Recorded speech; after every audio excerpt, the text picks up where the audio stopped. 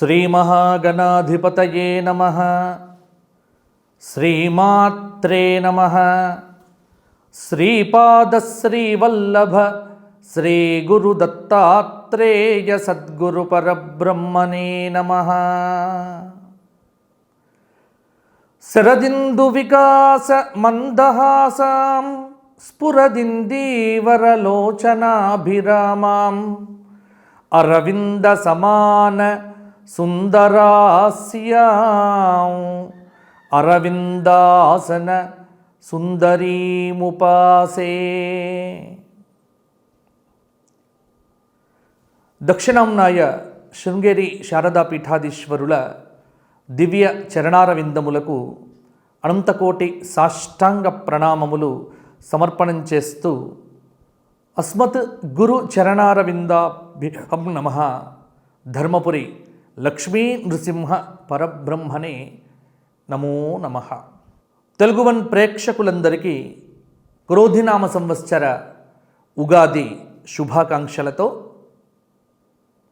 ఈ క్రోధినామ సంవత్సరం ఎలా ఉండబోతోంది, క్రోధినామ సంవత్సరం యొక్క ప్రత్యేకతలు ఏమిటి, మేషాది ద్వాదశ రాశులకు పరిహారాలు ఏ విధంగా ఉండబోతున్నాయి మొదలైనటువంటి విషయములతో పంచాంగ పఠనాన్ని ఇప్పుడు మనం చేద్దాము.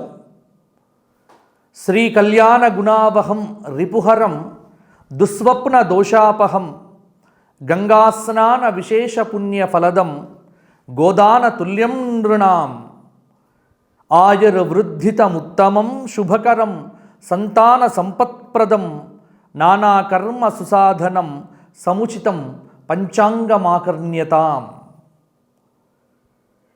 ఈ క్రోధినామ సంవత్సరం మీ అందరికీ ఆయురారోగ్య భోగభాగ్యాలను కలిగించాలి అని కోరుకుంటూ సృష్టి ప్రారంభమై 195,58,125 సంవత్సరాలు అవుతోంది. కలియుగం ప్రారంభమై 5125వ సంవత్సరం మనకు ఇప్పుడు క్రోధి అనేటువంటి పేరుతో వస్తోంది. ఈ క్రోధినామ సంవత్సరం ప్రభవాది 60 సంవత్సరములలో 38వ సంవత్సరం.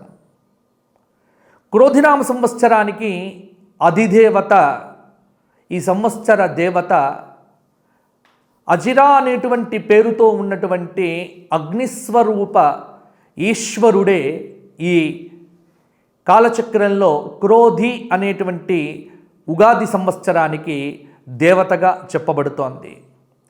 కాబట్టి అగ్నిదేవుడే ప్రధాన దేవతగా మంగళవారం నాడు చైత్రశుద్ధ పాడ్యమితో ఉగాది క్రోధి అనేటువంటి పేరుతో మన ముందుకొచ్చింది. ఈ క్రోధి ఎలా ఉండబోతోంది అన్న దానికి ఇక్కడ మనకు స్పష్టంగా తెలుస్తోంది.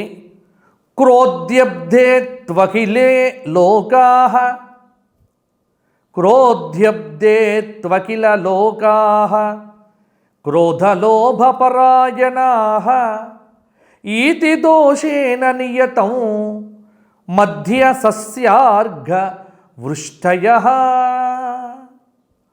క్రోధః అస్యాః అస్తితి క్రోధి అని చెప్తాము.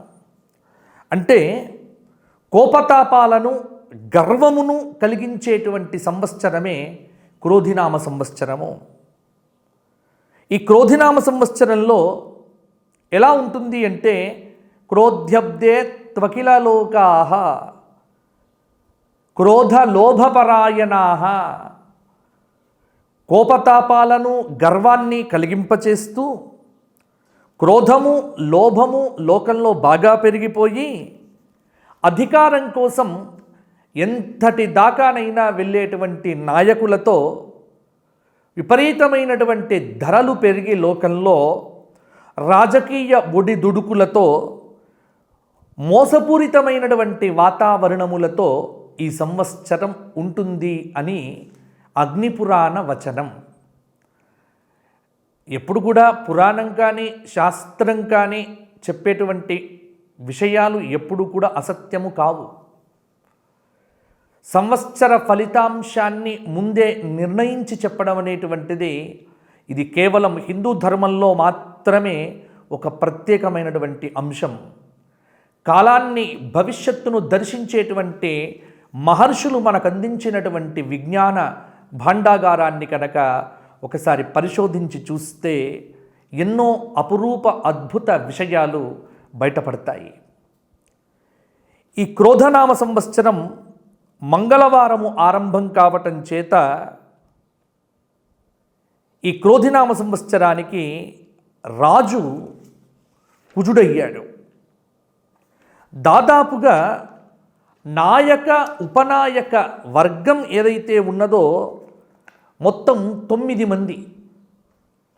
21 ఉపనాయకులలో దాదాపుగా అధిక భాగము పాపాధిపత్యం కలగటం.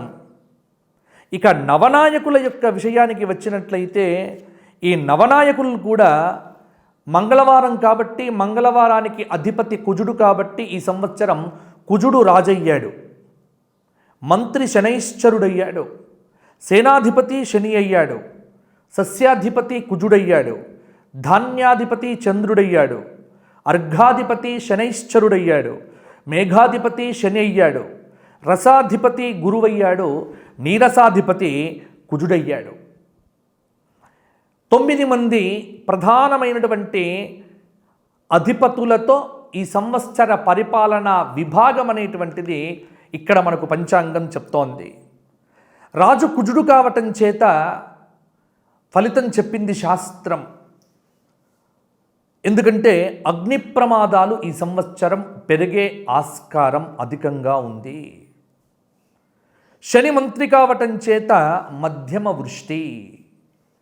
శని సేనాధిపతి కావటం చేత పరిపాలనలో పరిపాలకులు చాలా కఠినమైనటువంటి నిర్ణయాలు తీసుకోవటం అనేటువంటిది ఈ సంవత్సరం మనం గ్రహించవచ్చు.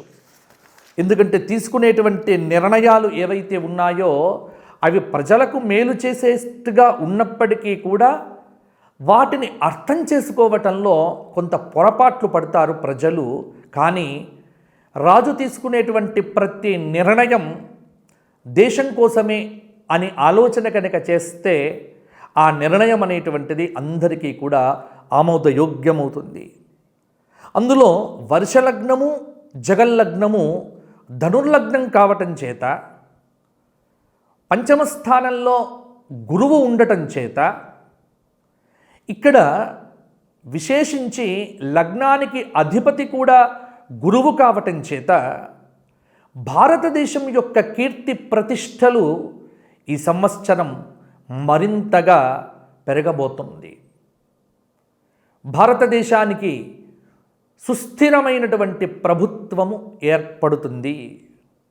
అలాగే తెలంగాణ రాష్ట్రమును, ఆంధ్రప్రదేశ్ రాష్ట్రమును, ఉభయ తెలుగు రాష్ట్రాలను కూడా లగ్నవశాత్తు, జగల్లగ్నవశాత్తు కానీ పరిశీలించి చూడగా సుస్థిరమైనటువంటి పరిపాలన అందించటానికి పరిపాలకులు చాలా శ్రమ పడతారు అనేటువంటి విషయం ఇక్కడ అర్థమవుతోంది. సాయన ఆర్ద్రా ప్రవేశము, నిరయన ఆర్ద్రా ప్రవేశ సమయ లగ్నాలను బట్టి ఈ సంవత్సరం చూస్తే శనైశ్చరుడి యొక్క ఆధిపత్యము, సైన్యాధిపత్యం, అలాగే శనైశ్చరుడికి 4 ఆధిపత్యాలు రావటం పరిశీలన చేస్తే దేశాన్ని కాపాడటంలో రక్షణ శాఖ చాలా కీలక పాత్ర వహించబోతోంది. ప్రభుత్వ అధికారులకు ఉన్నతమైనటువంటి అవకాశాలు వస్తాయి. యువతకు స్వయం ప్రతిపత్తి పెరుగుతుంది. విద్య, పరిశోధన, వైద్య, నిర్మాణ విషయములన్నీ కూడా ఈ సంవత్సరం వృద్ధి చెందుతాయి. అలాగే మద్య మాంసముల యొక్క అమ్మకాలు రికార్డు స్థాయిలో పెరిగిపోతాయి. అంటే అర్థం చేసుకోవడం ఏమిటి అంటే విందులు, వినోదాలు, చిందులు ఇవి ఈ సంవత్సరం అధికం కాబోతూ ఉన్నాయి. చిన్న విషయానికే తెలంగాణలో ధావత్ అంటారు, ఇంకో చోట పార్టీ అంటారు. పేరేదైనా విపరీతమైనటువంటి మద్య మాంసాదుల యొక్క అమ్మకాలు ఈ సంవత్సరం పెరుగుతాయి. అలాగే భూ సంబంధమైనటువంటివి, జల సంబంధమైనటువంటివి ఈ సంవత్సరాలు విపరీతమైన కుంభకోణాలు బయటపడతాయి. జల సంబంధమైనటువంటి కుంభకోణములు, భూ సంబంధమైనటువంటి స్కామ్స్ ఈ సంవత్సరం బయటపడవచ్చు. అలాగే నూతన ప్రాజెక్టులను ఆరంభం చేస్తారు. కొన్ని మంత్రిత్వ శాఖల యందు, కొన్ని ప్రాంతముల యందు మిత్రపక్ష స్వపక్ష విరోధములు అంతర్గతంగా సాగటం చేత కొంత పరిపాలనలో కుంటుపడే ఆస్కారం కూడా ఉంది. క్రీడారంగంలో పోటీతత్వం అనేటువంటిది పెరుగుతుంది. విశ్వవిద్యాలయముల యందు కులతత్వం అనేటువంటిది విపరీతంగా ఈ సంవత్సరం పెరుగుతుంది. వ్యాపార పరంగా ఒడిదుడుకులైతే తప్పకుండా ఉంటాయి. కొన్ని చోట్ల ఇబ్బందికరమైనటువంటి ఉగ్రవాద సంస్థల ప్రేరేపితమైనటువంటి కొన్ని పనులు కూడా ఈ సంవత్సరం జరగవచ్చు.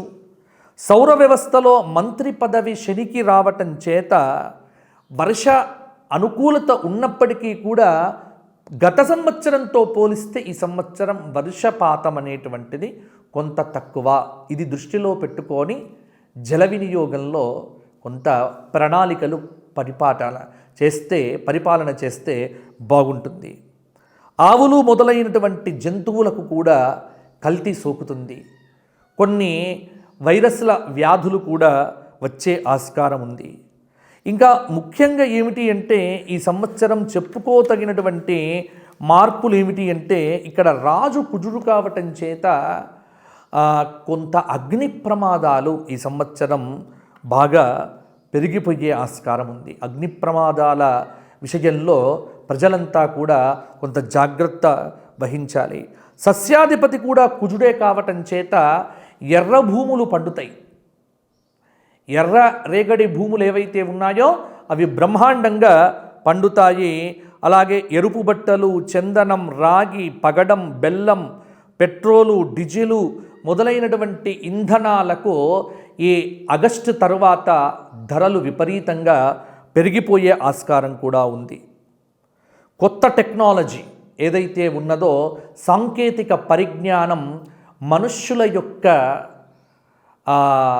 నాడీ వ్యవస్థ మీద ప్రభావం చూపించటం, ముఖ్యంగా యువత బద్ధకంతో పనిచెయ్యకపోవటం, సామాజిక మాధ్యమాల గోలలో అనేక అక్రమాలనేటువంటివి జరగటం మొదలైనటువంటివి కూడా ఈ సంవత్సరం తారాస్థాయికి చేరవచ్చు.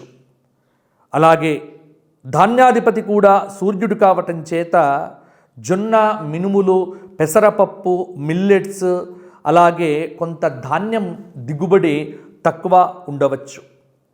దేవగురువు కూడా బృహస్పతి యొక్క దృష్టి ఉండటం చేత కొన్ని రకములైనటువంటి ఔషధాలు లభ్యం కావటము, అలాగే ఈ చైత్రశుద్ధ పాడ్యమి సమయానికి ఉన్నటువంటి వర్షలగ్నము, చైత్రమాసంలో రవి మేషరాశిలో ప్రవేశించేటువంటి సమయానికి ఉన్నటువంటి లగ్నము కూడా, అంటే వర్షలగ్నము జగల్లగ్నము కూడా ధనుర్లగ్నం కావటము, అలాగే లగ్నభావం నుండి ద్వాదశ రాశులు, ద్వాదశ మాసములు, మాసంలో ఉన్నటువంటి శుభగ్రహాలు ఉన్నటువంటి శుభ ఫలితములు, పాపగ్రహాలు ఉన్నటువంటి అశుభ ఫలితాలు, అలాగే లగ్నానికి సప్తమ స్థానంలో శుభగ్రహాలు ఉన్నటువంటి దేశానికి కొంత శుభదాయకమైనటువంటి ఫలితాలను విశ్లేషణగా చూస్తే ఈ సంవత్సరము వ్యాపార రంగము, క్రీడారంగము, విద్యారంగంలోనైతే సమూలమైనటువంటి పెను మార్పులు ఉంటాయి.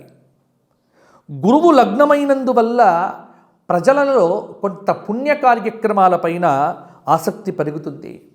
దేవాలయాల యందు ఉత్సవాలు అత్యంత వైభవంగా జరుగుతాయి. న్యాయ వ్యవస్థ స్వతంత్రమైనటువంటి తీర్పులను ఇవ్వవచ్చు. దేశ భద్రత కోసం సైనిక స్థావరాలు, రక్షణ వ్యవస్థ పనితీరు చాలా విశేషంగా ఉండబోతోంది. సంగీత, సాహిత్య, సినిమా రంగాలకు చాలా పోటీతత్వం అనేటువంటిది పెరగడంతో పాటు వ్యక్తుల యొక్క ఆధిపత్యాలతో ఈ రంగాల్లో తీవ్రమైనటువంటి పోటీ కూడా నెలకొంటుంది. అలాగే ఈ సంవత్సరము వర్ష విషయాన్ని కనుక మనం చూడగా ఇక్కడ పశుపాలక నిర్ణయము, ఆఢక స్థితి నిర్ణయాన్ని పంచాంగంలో చూస్తే 2 తూముల వర్షము, 10 భాగములు సముద్రంలో, 7 భాగాలు పర్వతంలో, 2 భాగాలు భూమిలో కురుస్తుంది. 1 తూము గాలి, 2 తూముల వర్షము. ఈ సంవత్సరము కుంచె అనేటువంటిది గణిక చేతిలో ఉండటం చేత కొంత సస్యానుకూల వర్షం అనేటువంటిది ఉండవచ్చు. పాడి పంటలు బాగానే ఉంటాయి. ధాన్యముల యొక్క ధరలు సామాన్యంగా ఉంటాయి. అలాగే ఈ సంవత్సరము మేష సంక్రమణ ప్రవేశకాలము, ఈ సంవత్సరము చైత్రశుద్ధ షష్ఠి ఏప్రిల్ 13వ తేదీ రాత్రి 11:17 రవి మేషంలో ప్రవేశించటం వల్ల ధాన్యాదుల యొక్క ధరలు పెరిగే ఆస్కారం కూడా ఉన్నది. మేష సంక్రాంతి శనివారం అయింది కాబట్టి కొంత గత సంవత్సరం కంటే ఈ సంవత్సరం వర్షములు తక్కువ ఉండే విధంగా ఉంటుంది. అలాగే ఈ సంవత్సరము గ్రహణముల విషయానికి వచ్చినట్లయితే ఈ క్రోధినామ సంవత్సరంలో గ్రహణములు ఎక్కడా లేవు. ఉన్నాయి 5 గ్రహణములు, కానీ ఒక్క గ్రహణము కూడా భారతదేశంలో దృగ్గోచరం కాదు. భారతదేశానికి కనిపించని గ్రహణముల గురించి మాట్లాడుకోవలసినటువంటి అవసరం కూడా లేదు. కాబట్టి భారతదేశానికి ఈ సంవత్సరము గ్రహణములతో ఇబ్బంది లేదు. ఇక ఈ సంవత్సరము పుష్కర నిర్ణయం కనుక చూసుకున్నట్లయితే చైత్ర బహుళ అష్టమి బుధవారం మే 1వ తేదీ మధ్యాహ్నం 1 గంటకు గురువు వృషభ రాశిలో ప్రవేశించటం చేత సార్ధ త్రికోటి తీర్థరాజ సహిత నర్మదా నది యొక్క పుష్కరాలు ప్రారంభం అవుతున్నాయి.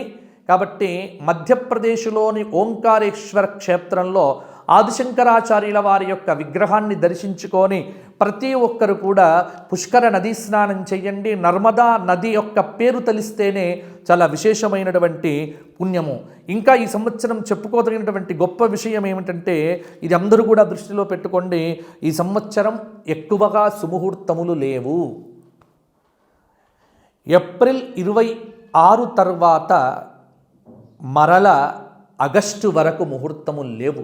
April May June July August దాదాపు 5 నెలల పాటు సుముహూర్తములు లేవు. ఎందుకంటే గురుమౌఢ్యమి శుక్రమౌఢ్యమి, ఈ 2 మౌఢ్యములు కూడా ఈ సంవత్సరం ఎక్కువ కాలం ఉంటున్నాయి.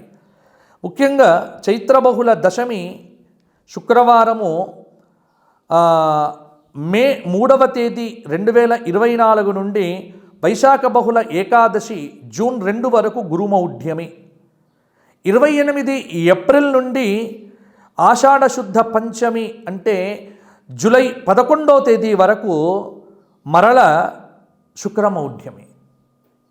అంటే ఆలోచన చేయండి, ఈ సంవత్సరం మౌఢ్యము తర్వాత ఆషాఢమాసము, ఆషాఢమాసం తర్వాత వచ్చేటువంటి శ్రావణ మాసంలో అంటే ఆగస్టు నెల మీకు ఆగస్టు 10, 12 తర్వాతనే మరలా మీకు ముహూర్తములు అనేటువంటివి కొన్ని ఉన్నాయి. కాబట్టి ఈ సంవత్సరము వివాహాదులు చేసేటువంటి వారు కొంత ముహూర్త విషయంలో మాత్రం ఇబ్బంది పడక తప్పదు. ఇక ఈ సంవత్సరము పర్యావరణాన్ని కనుక పరిశీలనగా చేస్తే ఈ సంవత్సరము ఎండలు మండిపోతాయి. చైత్రమాసంలో ఎండవేడి విపరీతంగా ఉంటుంది. ఏప్రిల్ 18, 19వ తేదీల్లో రికార్డు స్థాయిలో ఎండవేడిమి ఉండవచ్చు. వైశాఖ మాసంలో చాలా మార్పులు కలుగుతాయి. దాదాపు పగలు ఉండేటువంటి ఉష్ణోగ్రతలో తారాస్థాయికి చేరవచ్చు. జ్యేష్ఠ మాసంలో కొంత వాతావరణం మార్పు కలుగుతుంది. ఆషాఢ మాసంలో దాదాపు 10, 12, 13, 14వ తేదీల్లో, శ్రావణ మాసంలో ఆగస్టు 5 నుంచి సెప్టెంబర్ 2 వరకు కూడా కొంత మధ్యమ వర్షాలు, భాద్రపద మాసంలో మంచి వర్షాలు కురిసేటువంటి ఆస్కారం కూడా ఉంది. కాబట్టి ఇవి వర్ష నిర్ణయాలు. అందుకే రైతులకు కనుక పంచాంగ విషయాన్ని చెప్పవలసి వస్తే కొంత ప్రకృతిని అనుసరించే పంటలు వేయవలసిందిగా నేను రైతులందరికీ ఒక సూచన ఇస్తున్నాను. ముఖ్యంగా చైత్రమాసము వైశాఖ మాసము ఇక్కడ ధరలు విపరీతంగా పెరగవచ్చు. అలాగే జ్యేష్ఠమాసంలో 5 శనివారాలు ఉన్నందువల్ల కొంత వర్షాభావము ఏర్పడుతుంది. చింతపండు, పాదరసం, బెల్లం, చక్కెర, చెరకు, ఎరువులు, రసాయనాలు, ఖర్జూరాలు, రాగి, ఇత్తడి, కంచు, అల్యూమినియం, సీసం మొదలైనటువంటి వాటికి ధరలు పెరుగుతాయి. అలాగే ఆషాఢ మాసంలో కొంత ఉక్కు ధరలు అనేటువంటివి కూడా తగ్గుతాయి. ఈ విధంగా ధరలను ఈ సంవత్సరము కొద్దిగా అధికంగానే అంచనా వెయ్యవచ్చు. ఇవి ఈ సంవత్సరంలో ఉండేటువంటి ప్రధానమైనటువంటి అంశములు. ఇక ఈ సంవత్సరము మేషాది 12 రాశుల వారికి వార ఫలితాలు ఎలా ఉండబోతున్నాయి అనేటువంటిది ఇప్పుడు మనం పరిశీలనగా చూద్దాము. మేషాది 12 రాశుల వారికి గ్రహ సంచార రీత్యా ఎటువంటి పరిహారాలు, ఎందుకంటే పంచాంగ పఠనం అనగానే ప్రతి ఒక్కరు కూడా ఎదురు చూసేది ఇదే కాబట్టి ఇప్పుడు మేషాది 12 రాశుల వారి యొక్క ఫలితాలను మనం చూద్దాము. ముందుగా మేషరాశి అశ్విని 4 పాదాలు, భరణి 4 పాదాలు, కృత్తిక 1వ పాదం.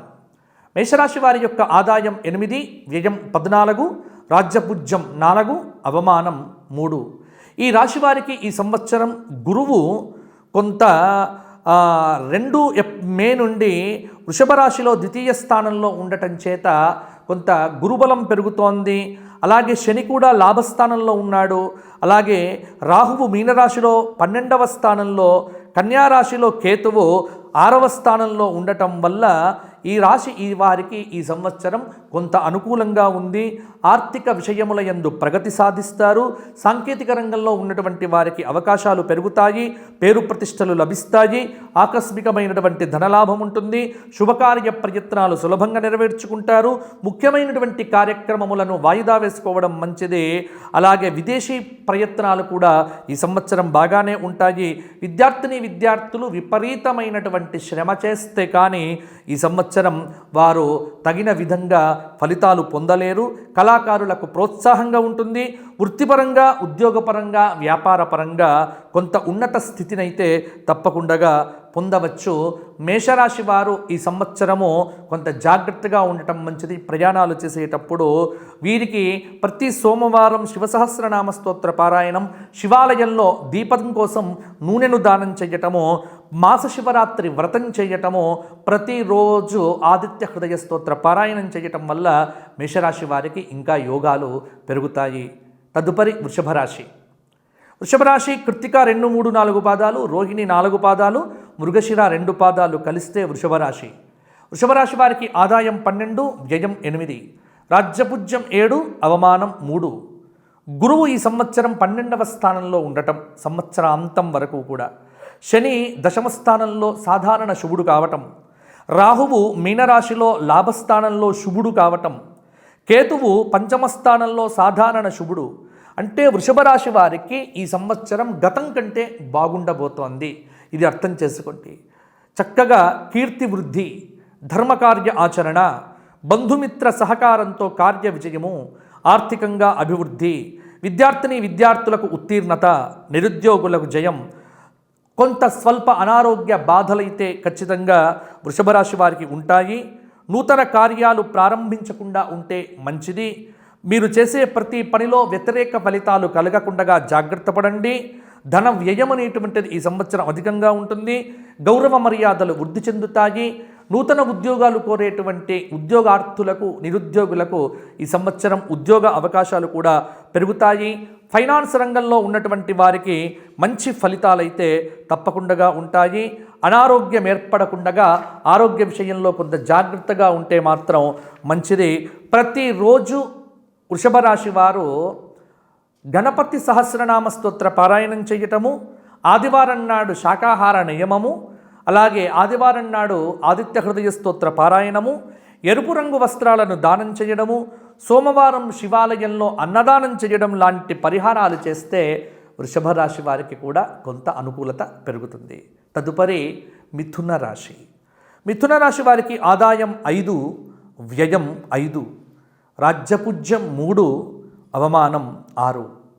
మిథున రాశి వారికి మిశ్రమ ఫలితాలు ఈ సంవత్సరం అని చెప్పవచ్చు. ఎందుకంటే గురువు వృషభంలో 12వ స్థానంలో అశుభుడు కావటం, శనైశ్చరుడు నవమ స్థానంలో కొంత ఇబ్బంది పెట్టడం, రాహువు మీనరాశిలో దశమ స్థానంలో సాధారణ శుభుడు కావటం, కేతువు కన్యారాశిలో చతుర్థ స్థానంలో అశుభుడు కావటం, అంటే మిథున రాశి వారికి గురుబలం అనేటువంటిది తగ్గుతోంది. కాబట్టి ఈ సంవత్సరం మే 1 వరకు ఏ పని చేపట్టినా జయం కలుగుతుంది. మే తర్వాతనే కొంత గ్రహ సంచార రీత్యా మార్పులు కలుగుతాయి.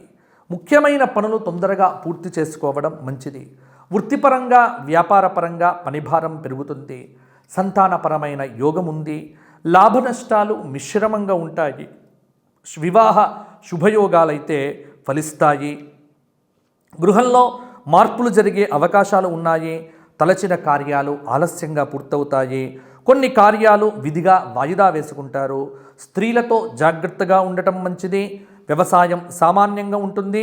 రాజకీయ నాయకులకు ఈ సంవత్సరం కొంత అనుకూలత ఉంటుంది. ఉన్నతమైన వృత్తుల్లో ఉన్నటువంటి వారికి మంచి ఫలితాలు ఏర్పడతాయి. విద్యార్థులు గట్టి ప్రయత్నంతో విజయములు సాధిస్తారు.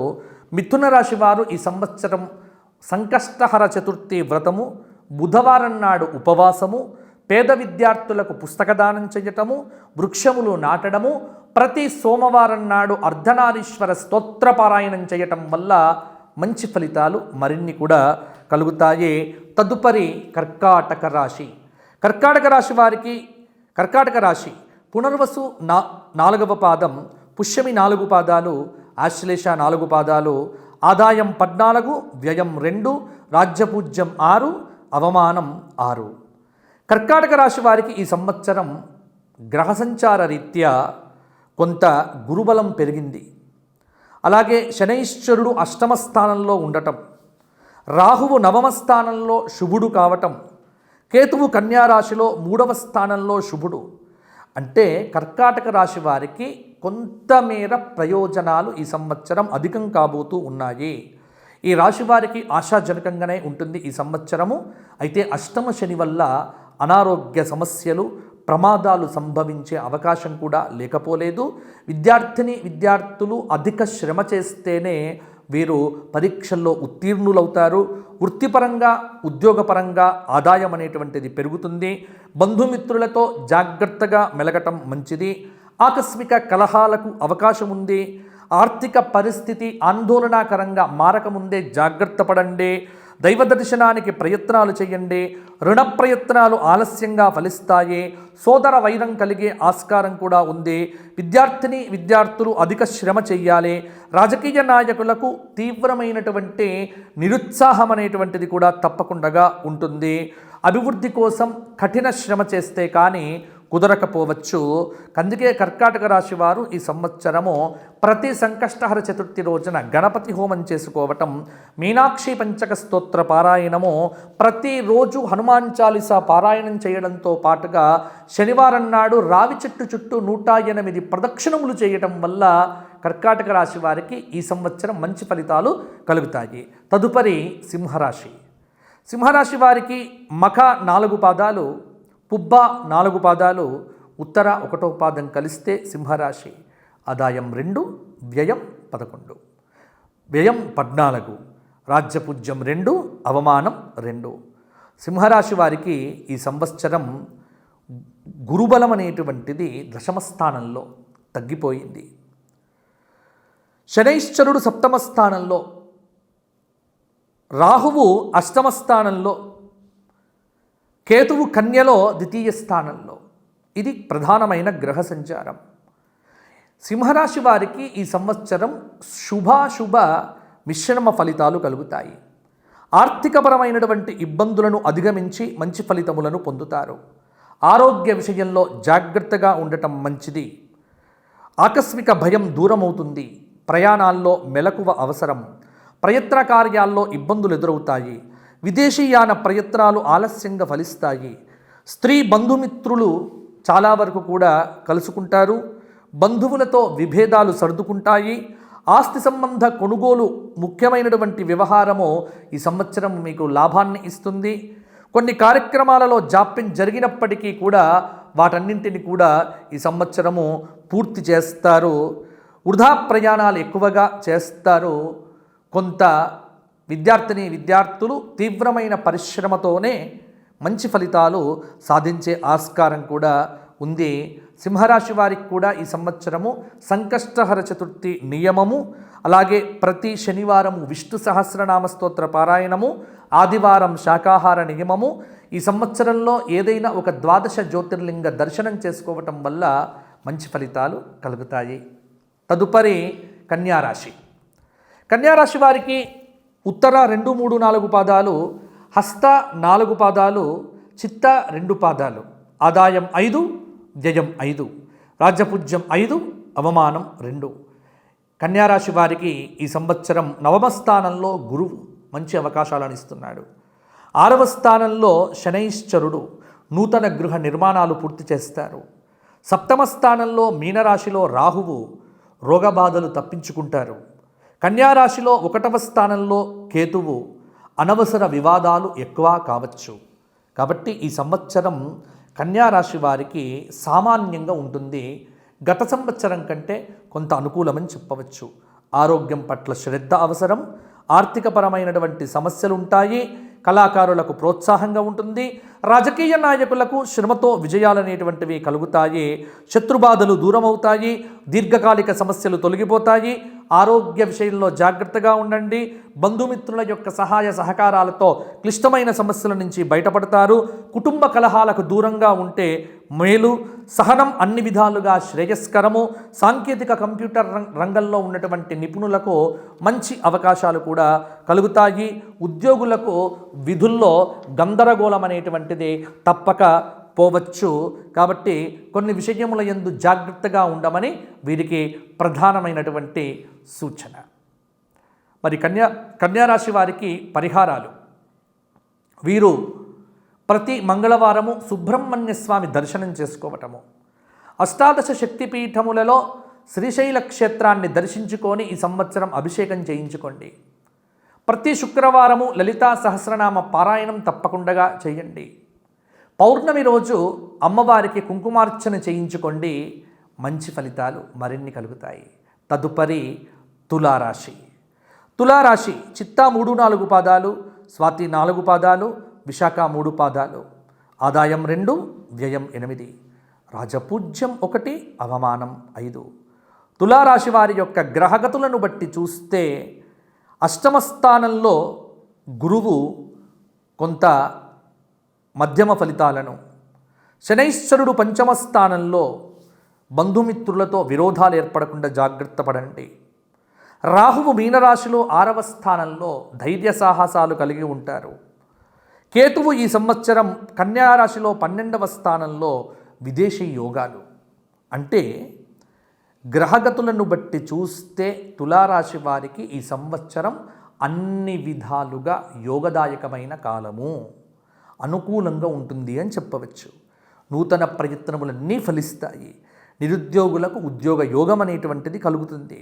గృహంలో శుభకార్యాలు విజయవంతంగా పూర్తి చేస్తారు. మనోల్లాసాన్ని పొందుతారు. ఆకస్మిక లాభాలుంటాయి.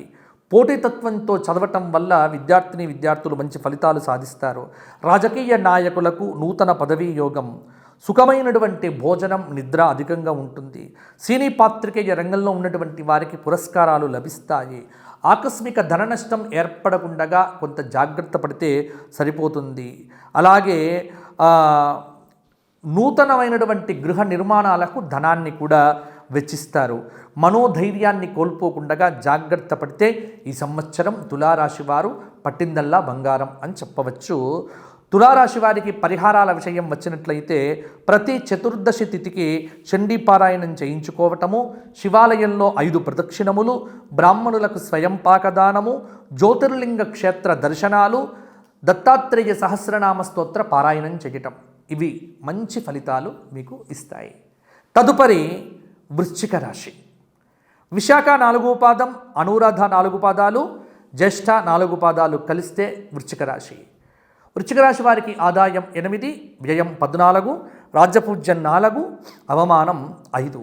గ్రహగతుల ఆధారంగా ఈ సంవత్సరం వృశ్చిక రాశి వారికి పరిశీలనగా చూడగా సప్తమ స్థానంలో గురువు యొక్క అనుగ్రహము, చతుర్థ స్థానంలో కుంభరాశిలో శనైశ్చరుడి యొక్క తీవ్ర ప్రతికూలత, పంచమ స్థానం మీనరాశిలో రాహువు, లాభంలో కన్యారాశిలో కేతువు.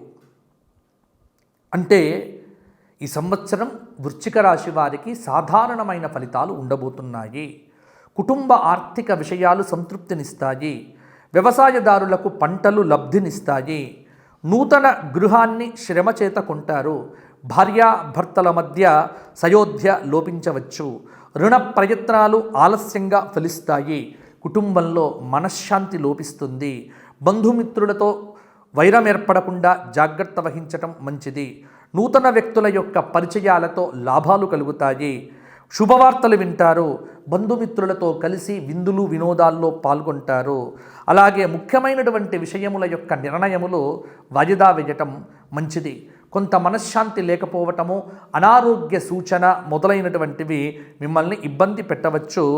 ఇక వృశ్చిక రాశి వారికి పరిహారాల విషయానికి వచ్చినట్లయితే ప్రతిరోజు విష్ణు సహస్రనామ స్తోత్ర పారాయణం చేయటము, నృసింహక్షేత్ర దర్శనం చేసుకోవటము, ప్రతి మాస శివరాత్రికి శివాభిషేకం చేయించుకోవటము, ప్రతి శనివారం రావి చెట్టుకు 108 ప్రదక్షిణములు చేయటం వంటి పరిహారాలు చేస్తే వృశ్చిక రాశి వారికి కొంత ఫలితాల్లో మార్పు ఉంటుంది.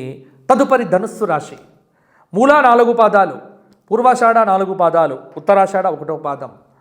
ఆదాయం 11, వ్యయం 5, రాజ్యపూజ్యం 7, అవమానం 5. ఈ సంవత్సరం వీరికి 6వ స్థానంలో గురువు యొక్క శుభ ఫలితాలు, 3వ స్థానంలో కుంభరాశి వారికి కుంభరాశిలో శనైశ్చరుడు ఉండటం కాస్త యోగము, చతుర్థ స్థానంలో మీనరాశిలో రాహువు కొంత ఇబ్బంది కలుగుతుంది, కన్యారాశిలో 10వ స్థానంలో కేతువు సాధారణ శుభుడు. దాదాపుగా ఈ సంవత్సరం అంతా ధనుస్సు రాశి వారికి విశేష యోగాలు కలగబోతున్నాయి. తలచిన పనులు నెరవేరుతాయి. విదేశీ ప్రయాణములు లభిస్తాయి. కోర్టు వ్యవహారములు విజయవంతంగా ఉంటాయి. నూతన గృహం కొనుగోలు తప్పకుండా పూర్తి చేస్తారు. అవివాహిత స్త్రీ పురుషులకు వివాహాది యోగాలు, విద్యార్థులకు ర్యాంకులు, బంధుమిత్రులతో ఆనందంగా కాలం గడుపుతారు. ప్రయత్న కార్యాలు ఫలిస్తాయి. అలాగే కుటుంబపరమైనటువంటి చిక్కులు అప్పుడప్పుడు కలగవచ్చు. చంచలత్వం అధికమవుతుంది. కొన్ని మార్పులు కోరుకుంటూ ఉంటారు. విద్యార్థులకు ఉన్నత విద్యా అవకాశాలు మెరుగుపడతాయి. అలాగే సోదర వర్గం నుంచి గొడవలు లేకుండా జాగ్రత్త పడితే సరిపోతుంది. స్త్రీలు మంచి వస్తువులను కానుకలుగా పొందుతారు. మరి ధనుస్సు రాశి వారికి పరిహారం ప్రతి సోమవారం శివకవచం, శివాష్టక పారాయణం, బుధవారం రోజున మహాగణపతి సహస్రనామ స్తోత్ర పారాయణం, గణపతి ఆలయంలో చక్కగా గరిక సమర్పణం చేయటం, మంగళవారం నాడు 12 సార్లు హనుమాన్ చాలీసా పారాయణం చేస్తే ధనుస్సు రాశి వారికి అద్భుత యోగాలు కలుగుతాయి. తదుపరి మకర రాశి. ఉత్తరాషాఢ 2, 3, 4 పాదాలు, శ్రవణ 4 పాదాలు, ధనిష్ట 2 పాదాలు కలిస్తే మకర రాశి. ఆదాయం 14, వ్యయం 14, రాజ్యపూజ్యం 3, అవమానం 1. గురువు మేషరాశిలో 5వ స్థానంలో, శని కుంభరాశిలో 2వ స్థానంలో, రాహువు మీనరాశిలో 3వ స్థానంలో, కేతువు కన్యారాశిలో 9వ స్థానంలో. ఇది గ్రహముల యొక్క సంచారం. మకర రాశి వారికి మిశ్రమ కాలము. శుభాలు సమాన స్థాయిలో ఉంటాయి. అయితే గత సంవత్సరం కంటే పర్వాలేదు అన్నట్టుగా సాగుతుంది. కొత్త వ్యాపారాలు ప్రారంభం చేస్తారు. ఆర్థిక విషయాలు అభివృద్ధిలో ఉంటాయి. వ్యవసాయదారులకు పంటల లబ్ధి బాగుంటుంది. స్త్రీలకు గౌరవ పురస్కారాలు అందుతాయి. ఆర్థిక ఇబ్బందులు స్వల్పంగా ఉంటాయి. మనోల్లాసాన్ని పొందుతారు. సోదరులతో వైరం ఏర్పడకుండా మెలగాలి. తలచిన కార్యాలకు ఆటంకాలు ఎదురవుతాయి. నూతన వ్యక్తుల పరిచయాలు ఏర్పడతాయి. అలాగే ఆర్థిక పరిస్థితి ఇబ్బందికరంగా ఉంటుంది. విద్యార్థులకు చదువుపై శ్రద్ధ అధికం చేయాలి, లేకపోతే ఇబ్బందులైతే తప్పవు. ఇంటిలో ఉన్నటువంటి వారికి అనారోగ్యం వల్ల కొంత ఇబ్బంది పడతారు. మొత్తానికి మకర రాశి వారికి కొంత తీవ్రమైనటువంటి విచారంతో పాటు కొన్ని మంచి ఫలితాలు కూడా ఈ సంవత్సరం అధికంగా ఉండబోతున్నాయి. ముఖ్యమైనటువంటి విషయం ఏంటంటే ఆరోగ్య విషయంలో ఇబ్బందులు అనేటువంటివి తగ్గుతాయి. కొంత సంపూర్ణ ఆరోగ్యం ఏర్పడే ఆస్కారం కూడా ఉంది.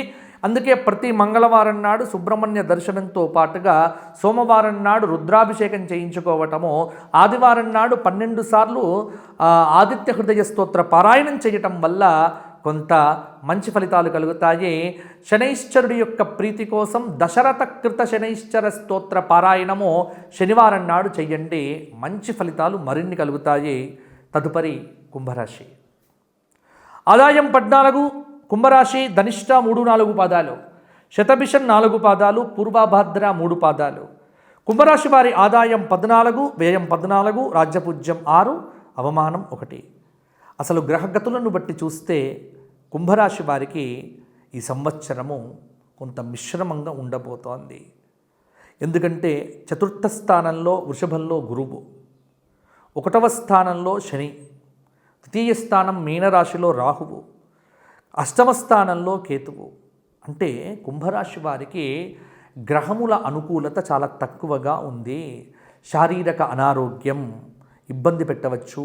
కుటుంబ ఆర్థిక విషయాలు ఆర్థిక భారంగా ఉంటాయి. అకారణ శత్రుత్వం పెరుగుతుంది. అవిశ్రాంతంగా ఉండటం వల్ల నిద్రలేమి, మానసిక ఆందోళన, నూతన కార్యాలకు ప్రణాళికలు వేస్తారు. అలాగే అంతటా అనుకూల వాతావరణం ఏర్పడుతుంది. రుణ ప్రయత్నాలు చేస్తారు. ఆర్థికంగా అస్తవ్యస్తంగా ఉండవచ్చు. నూతనముగా కొనుగోలు చేసేటువంటి వాటిని వాయిదా వేయడం మంచిది. అలాగే నూతన పరిచయాలు అవుతాయి. కుటుంబంలో కలహాలు తప్పకుండా ఉంటాయి. భార్యాభర్తల మధ్య సయోధ్య లోపించవచ్చు. బద్ధకం చేత విద్యార్థులు అవకాశాలు కోల్పోతారు. నూతన ఉద్యోగాలు కోరుకునేటువంటి వారు చాలా కష్టపడితేనే ఉద్యోగాలు సంపాదించుకోగలుగుతారు. అకారణ శత్రుత్వం వల్ల ఇబ్బందులు పడతారు. అలాగే ఆకస్మికమైనటువంటి ధనలాభం అనేటువంటిది కూడా ఉండబోతోంది. కొంత కీర్తిహాని, దుఃఖం అనేటువంటిది తప్పక పోవచ్చు. మరి కుంభరాశి వారికి పరిహార విషయానికి వచ్చినట్లయితే నవగ్రహ స్తుతి ప్రతిరోజు చదవటం, గురుచరిత్ర పారాయణము, రామరక్షా స్తోత్ర పారాయణము, శుక్రవారం నాడు దుర్గా కవచం, అమ్మవారి దర్శనం, ఆదివారం శాకాహార నియమము, గోసేవ, ఇవి చేస్తే కుంభరాశి వారికి మంచి ఫలితాలు కలుగుతాయి. తదుపరి మీనరాశి. పూర్వభద్ర 4వ పాదం, ఉత్తరాభద్ర 4 పాదాలు, రేవతి 4 పాదాలు. మీనరాశి వారికి ఆదాయం 11, వ్యయం 5, రాజ్యపూజ్యం 2, అవమానం 4. మీనరాశి వారికి ఈ సంవత్సరం గురువు 3వ స్థానంలో శుభుడు కావటం చేత బంధుమిత్రులతో విరోధం ఏర్పడకుండా జాగ్రత్తగా ఉండండి. మీనరాశి వారికి శనైశ్చరుడు కుంభరాశిలో 12వ స్థానంలో ఉండటం వల్ల అపకీర్తి రాకుండా జాగ్రత్త పడండి. రాహువు మీనరాశిలో 1వ స్థానంలో ఉండటం చేత కొంత ఇబ్బందికరమైనటువంటి పరిస్థితి. కేతువు కన్యారాశిలో 7వ స్థానంలో ఉండటం చేత అనారోగ్య బాధలను అధిగమిస్తారు. అంటే మీనరాశి వారికి గ్రహ సంచార రీత్యా ఈ సంవత్సరం సామాన్యంగా ఉన్నది. అనవసరపు ఖర్చులు అయితే ఉంటాయి. పరిష్కారములు దొరకని సమస్యలు, మానసిక అశాంతి, వృత్తి ఉద్యోగములందు విపరీతమైనటువంటి శ్రమ పెరుగుతుంది. విద్యార్థులు కఠోర శ్రమ చేస్తేనే మంచి ఫలితాలు పొందుతారు. ప్రయాణాల్లో వ్యయ ప్రయాసలు తప్పకుండా ఉంటాయి. కుటుంబంలో అనుకోకుండా విరోధాలు ఏర్పడవచ్చు. అనారోగ్య బాధలు అధికమవుతాయి. ఆకస్మిక ధన నష్టం అనేటువంటిది కనిపిస్తూ ఉన్నది. ఆత్మీయుల సహాయ సహకారాలతో కొన్ని క్లిష్టమైనటువంటి పనులను పూర్తి చేస్తారు. అలాగే వ్యవసాయదారులకు 2వ పంట అనుకూలంగా ఉంటుంది. మంచి శ్రమ చేస్తేనే విద్యార్థులకు మంచి ఫలితాలు కలుగుతాయి. అలాగే మీనరాశి వారికి పరిహారాల విషయానికి వచ్చినట్లయితే ఆదివారం సూర్య నమస్కారాలు చేయటము, ఆదిత్య హృదయ స్తోత్ర పారాయణము చేయటము, నవగ్రహ స్తోత్ర పారాయణం చేయటము, అలాగే ప్రతి గురువారం నాడు దత్తాత్రేయ క్షేత్ర సందర్శనం చేసుకోవటము, దత్తాత్రేయ స్వామి వారి దర్శనం చేసుకోవటం వల్ల మంచి ఫలితాలు కలుగుతాయి. గోసేవ చెయ్యండి. ఇవి 12 రాశులకు మనం ఫలితాలు, పరిహారాలు. అందరికీ కూడా ఈ సంవత్సరం బాగుండాలి అని కోరుకుంటూ, ఈ క్రోధినామ సంవత్సరం ప్రతి ఒక్కరూ కూడా దైవభక్తిని పెంపొందించుకొని రామరక్షా స్తోత్ర పారాయణం 12 రాశుల వారు చేయండి. ఎందుకంటే 12 రాశుల మీద ప్రభావం చూపిస్తుంది. కొంత కాలభయం లేకుండా ఉండటానికి దైవానికి దగ్గర కండి. దైవాన్ని ఎంత ఉపాసన చేస్తే ఫలితాలు అంత బాగుగా ఉంటాయి. కాబట్టి ఈ ఉగాది మీకు షడ్రుచులను ఇస్తూ మీకు ఆయురారోగ్య భోగభాగ్యములను కలిగింపచెయ్యాలి అని కోరుకుంటూ తెలుగు TV1 ప్రేక్షకులందరికీ క్రోధినామ సంవత్సర ఉగాది శుభాకాంక్షలు, ఆశీస్సులు తెలియచేస్తూ స్వస్తి. లోకా సమస్తాః సుఖినో భవంతు. ధర్మస్య విజయోస్తు, అధర్మస్య నాశోస్తు, ప్రాణిషు సద్భావనాస్తు. విశ్వస్య కళ్యాణమస్తు.